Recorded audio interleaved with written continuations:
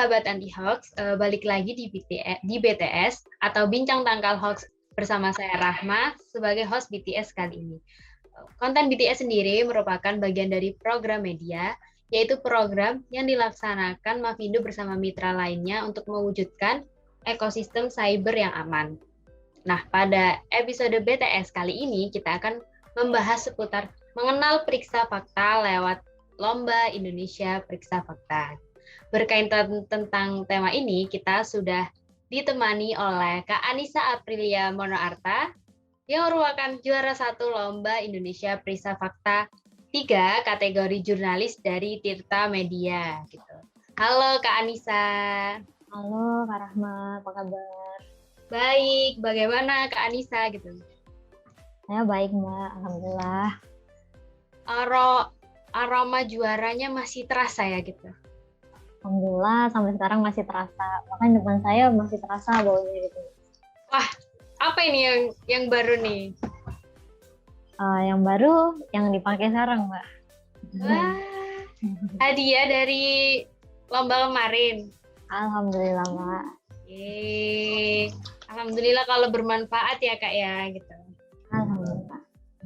Apakah Kak Anissa sebelumnya pernah mengikuti lomba tentang periksa fakta dan apakah sebelumnya ini sudah pernah melakukannya? Ya Kak, kalau untuk lomba periksa fakta, aku sih baru pertama kali Kak. Terus awal mulanya juga sebelum ikut lomba, itu kebetulan ada kegiatan yang namanya tuh jurnalis tangkal hoax ya, kalau nggak salah itu di bulan Juni kemarin aku ikut kegiatan itu. Awalnya ikut kegiatan itu nggak tahu sama sekali tentang hoax itu, berita hoax, karena aku juga baru di jurnalis gitu kebetulan. Terus setelah ikut lomba kegiatan bulan Juni itu, kebetulan di bulan Juli ada lagi kebetulan yang tentang hoax. Namanya kan kelas tebal hoax. Aku ikut lagi gitu. Sementara aku ikut itu, kebetulan teman aku yang juga jurnalis nginfoin ada lombanya gitu. Ya kebetulan buat ngasah gitu yang udah kita pelajari di 2 kegiatannya ini, udah aku nyoba gitu ngikut lomba. Nggak ada ekspektasi sama sekali bisa lolos sampai final terus juara gitu. Wah, keren banget ya. Wah, beri tepuk tangan teman-teman. Wah, jadi ikut 2 seminar kayak gitu ya? Atau kelas? 2 kelas. Langsung teman yang infoin, terus kakaknya langsung ikutan? Coba ikut biar bisa tahu kemampuan aku. Udah paham nggak sih? Jangan aku cuma paham materi tapi nggak ada prakteknya gitu. Langsung prakteknya pas lomba, keren banget Kak. Oh iya, ngomong-ngomong sebagai jurnalis muda, menurut Kak Anissa bagaimana tentang kegiatan untuk menangkal hoax? Kalau menurut aku pribadi ya, kegiatannya tuh sebagai jurnalis, apalagi aku yang masih baru, membantu banget gitu. Apalagi akunya kan nggak ada basic sama sekali tentang hoax ini gitu. Setelah ikut kegiatannya, kelasnya, wah bisa ini ilmu aku tuh bisa bermanfaat, apalagi untuk profesi aku yang mana itu kan kita nyari informasi yang benar gitu, informasi benar, informasi salah gitu. Tapi emang cukup banyak ya Kak ya hoax yang melanda di sekitar daerah Kakak itu? Kalau aku kemarin sempat ada, tapi alhamdulillah nggak banyak amat. Masih bisa ditangani gitu. Ya, Kak Anissa sendiri saat ini kan banyak ya ditemukan hoax yang menyerang media seperti yang judulnya diubah atau narasinya diubah, lalu tanggal di judul beritanya juga dihapus gitu. Menurut Kak Anissa, mengapa hal itu terjadi ya, dan adakah bentuk lain dari hoax yang menyerang media ini? Ya, kalau menurut aku biasanya hal itu terjadi karena adanya kepentingan dari pihak-pihak tertentu yang mau mengambil sebuah keuntungan atau sebagai propaganda dalam sebuah peristiwa. Misalnya yang sering terjadi itu atau contohnya dalam Pilpres 2019 kemarin, di mana paslon 1 sama paslon 2 itu banyak diterpa sama isu hoax. Aku ngasih contoh misalnya dari paslon 1 sendiri ya, itu pasangan Pak Jokowi sama Pak Ma'ruf Amin. Itu ada hoax yang dikabarkan Pak Jokowi itu berkongsi dengan Cina. Salah satu artikelnya itu Cina pendukung Jokowi. Nah, kabar ini mencomot foto Bapak Jokowi dengan perwakilan Presiden Tiongkok. Padahal yang aslinya tuh foto tersebut merupakan foto pertemuan yang mana saat itu Cina memberikan ucapan pada Pak Jokowi sebagai presiden terpilih pada tahun 2014. Kemudian aku ngasih contoh lagi untuk paslon 2, untuk pasangan Pak Prabowo sama Pak Sandiaga Uno. Isu yang tersebar itu yang mana Presiden Turki Erdogan yang katanya memberi dukungan pada paslon 2. Nah, kabar dukungan itu tersebar di media sosial dalam bentuk foto yang menunjukkan Presiden Turki ini, Pak Erdogan, berpose 2 jari, mengacungkan salam 2 jari. Yang mana itu identik dengan gestur khas pendukung Prabowo sama Pak Sandiaga. Faktanya, dari penelusuran AFP Media Prancis, foto itu yang menunjukkan dukungan Erdogan itu merupakan foto editannya Bapak Sandiaga Uno yang kemudian diedit jadi wajahnya Pak Erdogan gitu. Padahal aslinya kan itu foto Pak Sandi yang lagi duduk di dalam pesawat. Nah, dari contoh itu kita tuh bisa nunjukin bahwa penyebaran berita hoax itu kerap kali terjadi pada momen-momen yang paling banyak itu momen politik yang sering menimpa media-media ini.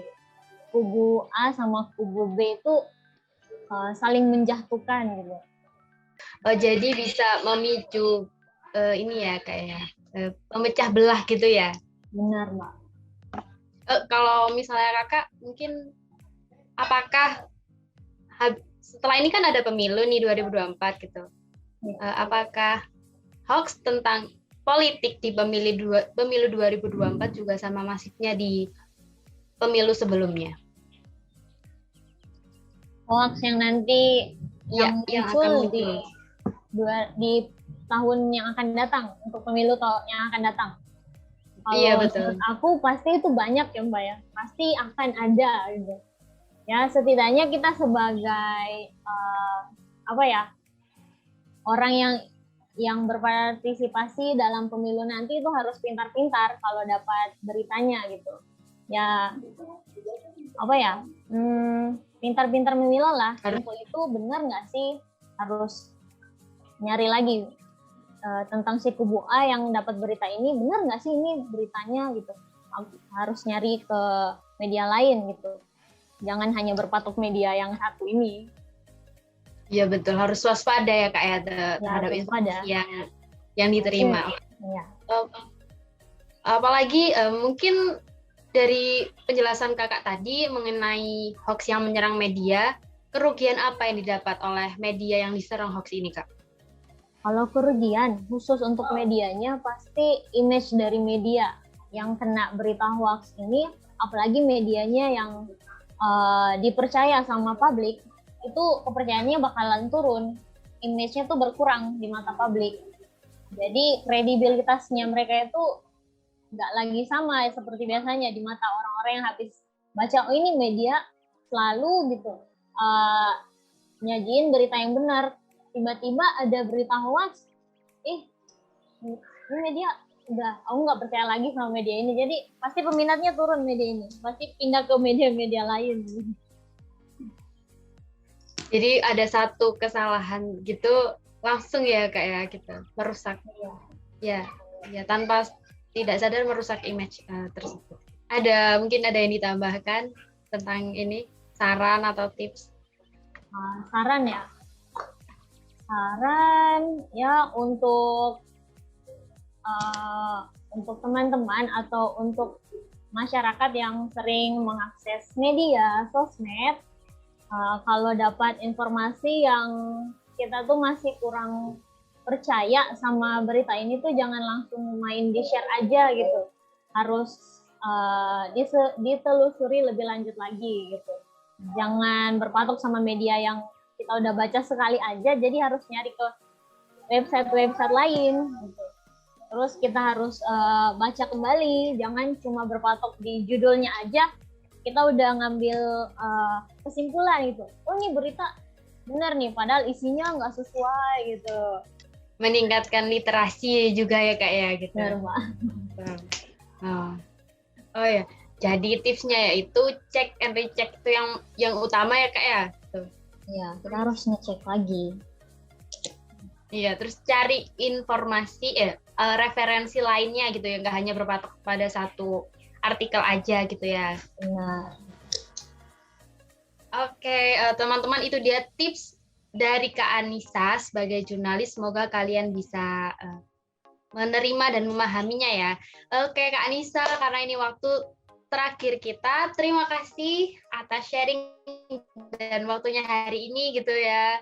Semoga sangat bermanfaat sekali ilmu-ilmu yang diberikan hari ini gitu. Semoga bahasan kita kali ini juga dapat menambah wawasan bagi sahabat anti hoax semuanya. Nah, kalian juga teman-teman bisa ikut komen tentang pendapat atau tanggapan terkait konten BTS ini, dan juga konten-konten seperti apa yang akan dibahas untuk episode selanjutnya. Jangan lupa subscribe YouTube Mavindo juga ya gitu, untuk konten edukatif seru lainnya. Dengan ini saya Rahma dan Kak Anissa. Iya, pamit undur diri. Sampai jumpa di episode BTS selanjutnya.